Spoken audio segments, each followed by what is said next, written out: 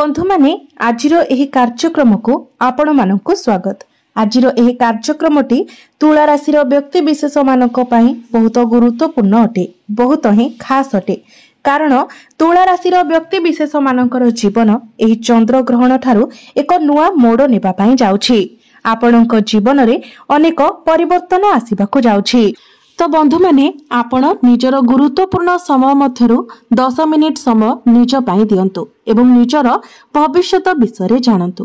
कारण एही जो चंद्र ग्रहण हेबाकु जाउछि, एही चंद्र ग्रहण परे ग्रह मानकर स्थिति रे एक विराट परिवर्तन हेबाकु जाउछि, जहा फल रे एही चंद्र ग्रहण ठारू आपणक जीवन रे एक बड़ परिवर्तन हेबाकु जाउछि, जहा फल रे आपणक जीवन रे चलीथिबा समस्त दुख कष्टर अंत हेबाकु जाउछि एवं पुनर्बार आपणक जीवन को खुशी फेरिबाकु जाउछि। एही चंद्र ग्रहण राहुग्रस्त चंद्र ग्रहण हेबाकु जाउछि। आपणक राशिर पंचम भाव रे एही ग्रहण लागिबाकु जाउछि, जहा फल रे बुध शुक्र सूर्य एवं मंगल निजर राशि परिवर्तन करूछंती, जहा फल रे आपणक जीवन रे किछि बड़ हेबाकु जाउछि। आपणक जीवन रे चलीथिबा समस्त दुख कष्टर अंत हेबाकु जाउछि। एही चंद्र ग्रहणर प्रभावरु आपणक जीवन को खुशी फेरिबाकु जाउछि। तेबे आसंतु जानिबा एही चंद्र ग्रहण प्रभावरु आपणक जीवन रे कोन सबु बड़ परिवर्तन हेबाकु जाउछि। तेबे एहा पूर्वरु जदि आपणकर मध्य तुला राशि होई थाए तो वीडियोटी को लाइक करी चैनल टी को सब्सक्राइब करि देबे एवं कमेंट बॉक्स रे भक्ति एवं श्रद्धार सहित जय श्री जगन्नाथ जय मां लक्ष्मी निश्चय लिखिबे। बंधु माने पूर्वरु मंगल आपणकर द्वादश भाव रे थिबा कारणरु एवं शुक्र आपणकर षष्ठ भाव रे थिबारु आपणकर टिके स्वास्थ्य जनित समस्या देखा देउथिला, धन जनित समस्या देखा देउथिला। आपण ऋण नैथिले किंतु ऋण सुझिबाकू आपण सक्षम होई पारु नथिले। आपण जेउ भी काम रे हाथ देउथिले सेथिरे आपणकू सफलता मिली पारु नथिला। ऋण करजर भार आपणक उपरे बढ़ी जाइथिला। घर परिवार रे खुशीर वातावरण नथिला। शिक्षा क्षेत्र रे अनेक समस्या देखा देउथिला। आपणकर अननेसेसरी खर्च हेउथिला। समाज रे आपणकर मान सम्मान कम होई जाइथिला। आपणकू चाकरी टीए प्राप्ति होई पारु नथिला। संतान संतति पाई आपण चिंतित रहुथिले। व्यापार वाणिज्य रे मध्य आपणकर अनेक लॉस हेउथिला। विशेष करी आपणकर प्रेम जीवन रे मध्य समस्या देखा देउथिला। तेबे एभली जहा भी किछि समस्या आपणक जीवन रे लागि रहितिला ताहा एबे दूर हेबाकु जाउछि। एही चंद्र ग्रहणर प्रभावरु आपणक जीवन रे पुणी थरे खुशी फेरिबाकु जाउछि। आपणक जीवन रे नूतन सूर्योदय हेबाकु जाउछि। एही ग्रहणटी आपणकर पंचम भाव रे अर्थात त्रिकोण रे संगठित हेबाकु जाउछि। आपणकर पंचम भाव रे राहु विराजमान अछंती।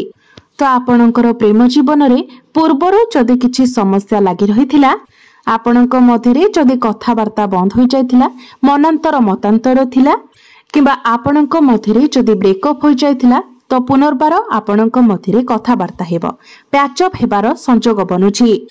जो माने सिंगल अछंती सेमानंकु नूतन पार्टनर मिलिबार मध्य संभावना रहुछि। पंचम भावटी को त्रिकोण कुहा जाय थाए। आपणकर जो मान सम्मान कम होई जायथिला, जो व्यक्ति माने आपणकु सम्मान देउ नथिले, आपणकु अणदेखा करूथिले, वर्तमान सेही लोक माने आपणक आडको आकर्षित हेबे, आपणकु सम्मान प्रदान करिवे। जदि आपणकर विवाह बयस होई जायथिबा सत्ते मध्य आपणकर विवाह होई पारु नथिला तो वर्तमान आपणकर विवाह जोग खोली जिवो, जहा फल रे आपणक घर को विवाह प्रस्ताव आसीबो एवं आपणकर विवाह मध्य होई जिवो। जदि आपण प्रेम करूछंती तो आपणकर प्रेम विवाहर रूप नै पारे। पंचम भावटी होई थाए शिक्षार भाव, प्रेम जीवनर भाव एवं संतानर भाव। तो शिक्षा क्षेत्र रे आपण बहुत अधिक उन्नति करबाकू जाउछंती। एही ग्रहण पर ठारू आपण किछि उच्च शिक्षा करिबा पई बाहर को जाई पारंती। एही चंद्र ग्रहण परे जदि आपणकर किछि एग्जाम अछि तेबे सेथिरे आपण निश्चित भाବରେ उत्तीर्ण हेबे।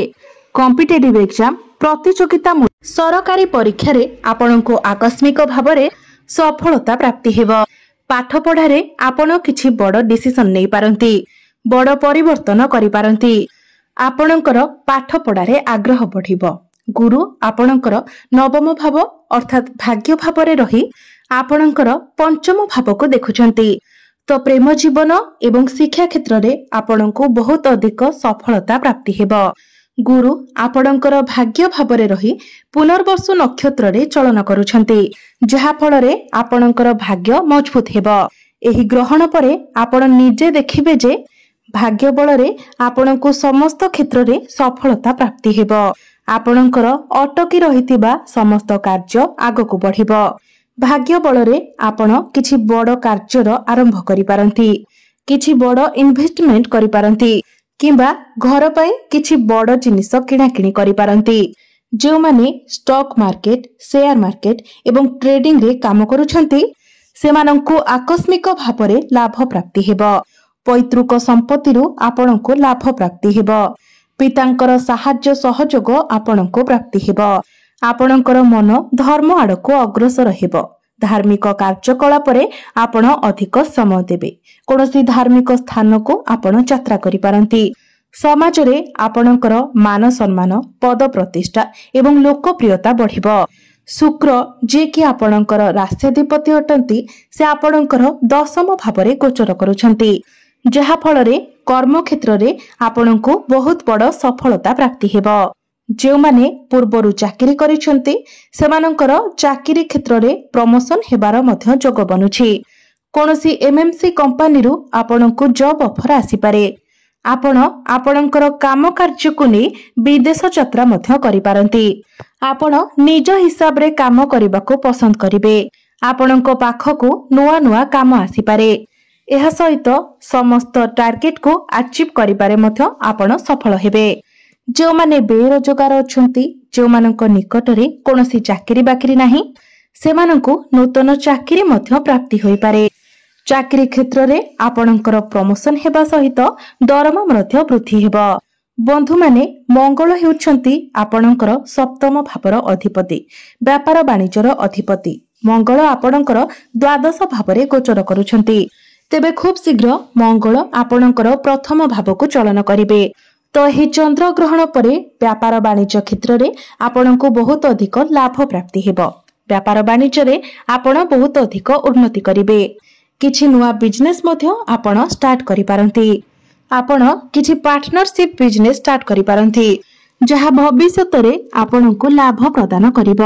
ଆପଣଙ୍କର ଡେଲି ଇନକମ୍ ବଢ଼ିବା ସହିତ ଆପଣ କିଛି ପଇସା ମଧ୍ୟ ସଞ୍ଚୟ କରିବା ଆରମ୍ଭ କରିବେ। ଆପଣଙ୍କର ବ୍ୟାଙ୍କ ବାଲାନ୍ସ ମଧ୍ୟ ବଢ଼ିବ।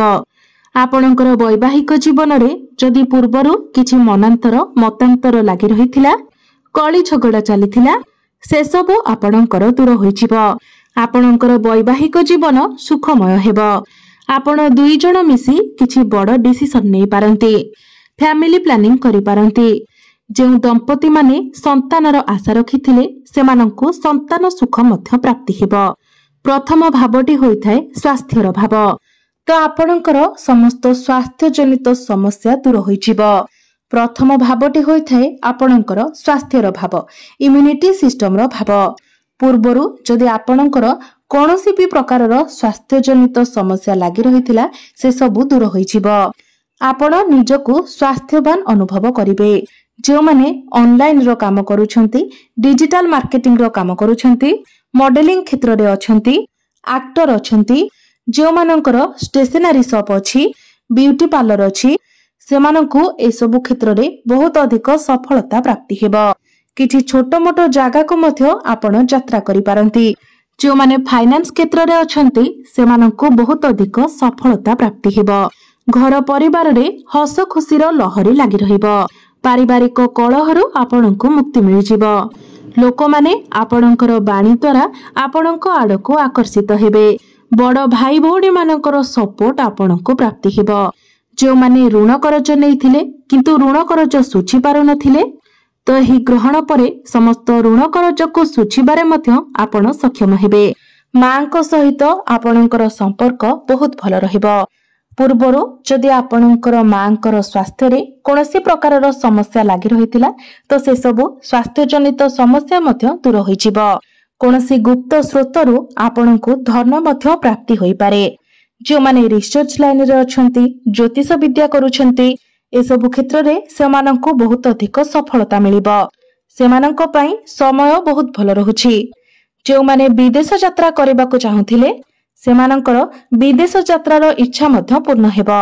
जो माने विदेश रे रही काम कार्य करूछंती आपनंको मध्य बहुत अधिक सफलता मिलिबो। तो मोटामोटी देखिबाको गले एही चंद्र ग्रहण परठारु तुला राशि व्यक्ति विशेष माने समस्त क्षेत्र रे उन्नति करबाको जाउछंती। ताहा शिक्षा क्षेत्र रे हेउ, कर्म क्षेत्र रे हेउ, भाग्य रे हेउ, प्रत्येक क्षेत्र रे आपण उन्नति करबाको जाउछंती। तेबे अधिक शुभ फल प्राप्ति करबा पई आपण प्रत्येक दिन मां लक्ष्मीकर आराधना करंतु। प्रत्येक दिन आपण शुक्रंकर बीज मंत्र 108 थर जप करंतु। यह व्यतीत प्रत्येक दिन आपण हनुमान चालीसार पाठ करंतु एवं प्रत्येक दिन उदित सूर्य को तंबा पात्र रे जलार्घ्य अर्पण करंतु। निश्चित भाव में आपण को अधिक मात्रा रे शुभ फल प्राप्ति हेबो। तेबे बंधु माने आपणकर जीवन मंगलमय हेउ, एहा ही ईश्वरंक निकटरे मोर प्रार्थना।